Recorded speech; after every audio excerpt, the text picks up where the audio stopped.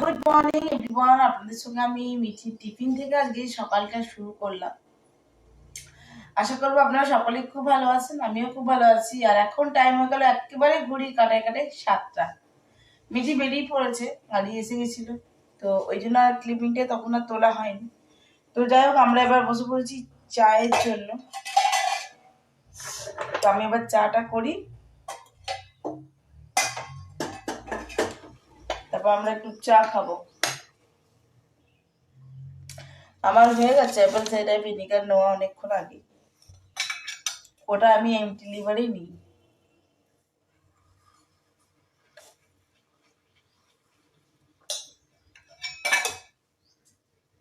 তো চলুন অবশ্যই সঙ্গে থাকুন, আর আমার আজকের ফ্রাইডে ব্লগটা আমি অবশ্যই কন্টিনিউ করবো।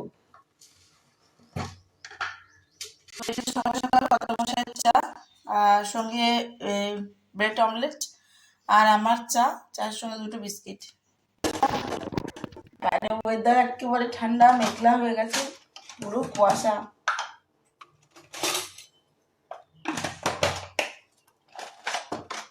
আমি সোয়েটার পরিনি, ঠান্ডা লাগছে।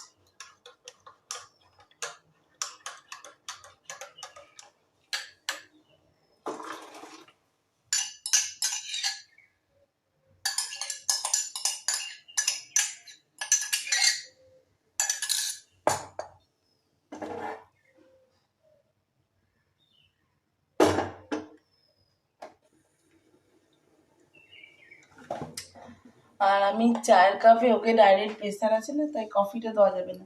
এই চায়ের সঙ্গে পুরো কুয়াশা।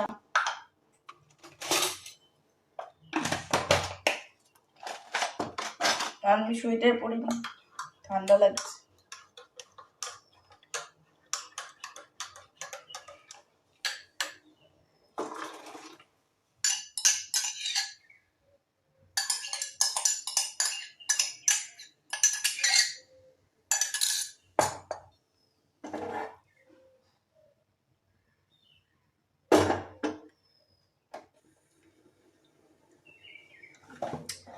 আর আমি চায়ের কাপে ওকে ডাইরেক্ট প্রেসার আছে না, তাই কফিটা দেওয়া যাবে না। তাই চায়ের সঙ্গে কফি। এবার একটু চাটা খাওয়া যাক, 7টা 8, তারপর বাকি সমস্ত কাজকর্ম আছে বাকি, সেগুলো করে নেবো।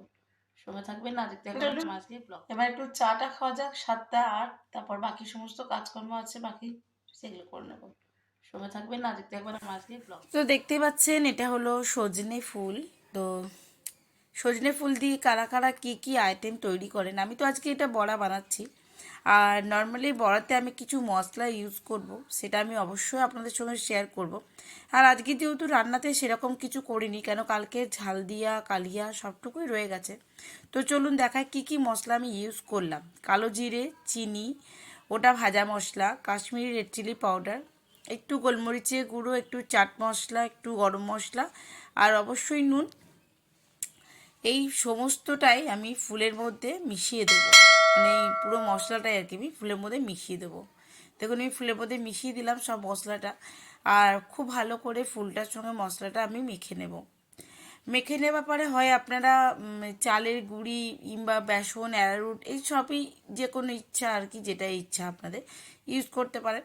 তো আমি এক্ষেত্রে চালের গুঁড়ি আর বেসন এই দুটোকে সমান সমানভাবে ইউজ করেছি। এই দেখুন আমি চালের গুঁড়ি আর বেসন দুটোই নিয়ে নিয়েছি। এবার দুটোকে নিয়ে নেওয়ার পর খুব ভালো করে অল্প অল্প করে জল দিয়ে আমি এটা ভালো করে একটু মেখে নেব। আর মেখে নেবার পরই দেখুন আমি এটা কিন্তু চামচ দিয়ে আগে ভালো করে উপর নিচে করে ভালো করে মেখে নিচ্ছি। আর এরপরে আমি অল্প অল্প করে জল দিয়ে ভালো করে মেখে নিয়েছি। এবার দিয়ে দেবো উপর থেকে একটুখানি হলুদ, নাহলে কেমন সাদা সাদা দেখায় না। এবার দিয়ে দিলাম একটুখানি হলুদ। এবার দিয়ে দেবো একটুখানি খাবারের তেল, যেটা আমি বড়া টড়া ভাজতে আর কি ইউজ করি, রাইস অয়েল। তো উপর থেকে একটু তেল ছড়িয়ে দিলাম, দেখতেই পাচ্ছেন। এবার ভালো করে এটাকে মেখে প্রায় 10 মিনিটের মতন আমি এটা রেস্ট রেখে দেবো। এবার গরম গরম ভাজার সময় তো দেখতেই পাচ্ছেন আজকে মেনুতে তেমন কিছু ছিল না। কালকে যে যে রান্নাগুলো ছিল প্রায় বেশিরভাগই রয়ে গেছে। মাছের কালিয়া, ওদিকে মাছের ঝাল দিয়া, আর ওদিকে রাখা আছে টক। তো এই লাউ দিয়ে মুসুরির ডালটা আমি বানিয়েছিলাম, আর এদিকে টকটা রাখা আছে। আর এখন বেজে গেল 3:20। মিঠি একটু আগে এসছে, এবার আমরা লাঞ্চ করব। পুনরায় বসিয়ে দিয়েছি আমি আবার কড়াই, মানে গ্যাস ওভেনে কড়াই। তো ছোট ছোট করে একটুখানি বড়া আমাদের মা বেটির জন্য বানিয়ে নিই, ওদেরকে ভেজে দিয়েছিলাম। সো এখন বাজলো ঘড়িতে 4:36, আর মিঠি ক্যারেটে ক্লাসের জন্য একেবারে রেডি। খানিক্ষণ বসে একটু পড়ছিল। এই যে মিঠি বসে আছে, ক্যারেটে ক্লাসে যাবে। বাবা উঠে এখন ফ্রেশ হয়ে মিঠিকে নিয়ে যাবে ক্যারেটে ক্লাস। সো আজকের মতন ব্লগটা আমি এখানেই করছি। ভালো লাগলে অবশ্যই লাইক করবেন, শেয়ার করবেন, আর যদি আমার চ্যানেলে নতুন বন্ধু হয়ে থাকেন তো প্লিজ আমার চ্যানেলটি সাবস্ক্রাইব করা বিশেষভাবে অনুরোধ রইল। সকলেই খুব ভালো থাকুন, সুস্থ থাকুন। আবার একটি নতুন ভিডিওতে দেখা হবে, ততক্ষণের জন্য বিদায়। Tata, good evening.